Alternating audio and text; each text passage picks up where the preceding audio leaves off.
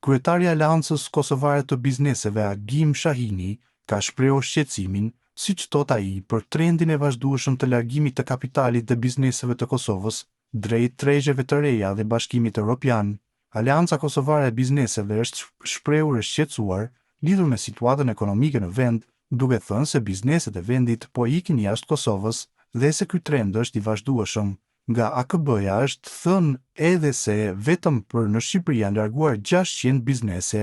Sipas AKB-s, investimet e drejtpërdrejta nga Kosova në Shqipëri për vitin 2024 arritën rreth 100 milion euro, një rritje prej 32% krahasuar me vitin paraprak. Bizneset po investojnë jashtë, Kosova po humbë brenda. Aleanca Kosovare e Bizneseve shpreh shqetësimin e saj të thellë për trendet e vazhdueshme të largimit të kapitalit dhe bizneseve kosovare drejt tregjeve të rajonit dhe Bashkimit Evropian. Sipas disa të dhënave, në vitin 2024 në Shqipëri ka rreth 600 ndërmarrje aktive me kapital nga Kosova.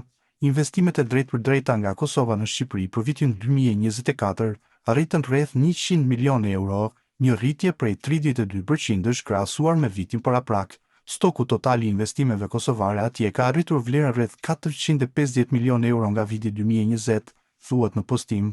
Tutje nga AKB shprehen edhe se trendi në fjalë nuk kupton pasojat direkte të kushteve për zhvillim të brendshëm të vendit. Ky trend nuk përfaqëson vetëm rritjen e investimeve për tregje të reja, por edhe pasojat direkte e kushteve të pafavorshme për zhvillim të brendshëm në Kosovë.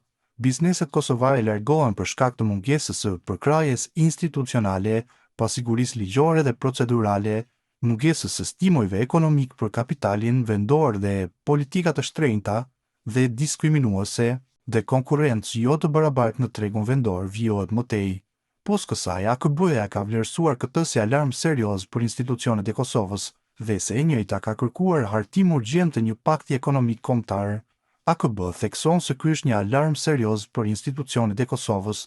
Në vend të mbrojtjes së kapitalit dhe të ndërmarrjes vendore, politikat aktuale po i detyrojnë ato të kërkojnë mbjetesë jashtë vendit.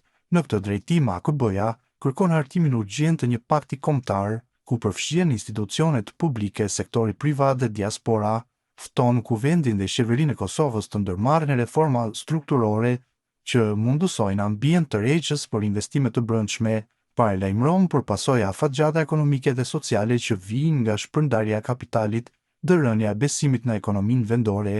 Kapitali është gjaku i ekonomisë dhe Kosova nuk mund të përparojë duke humbur gjakun e saj afarist, tha në fund kryetari i AKB-s, Agim Shahini.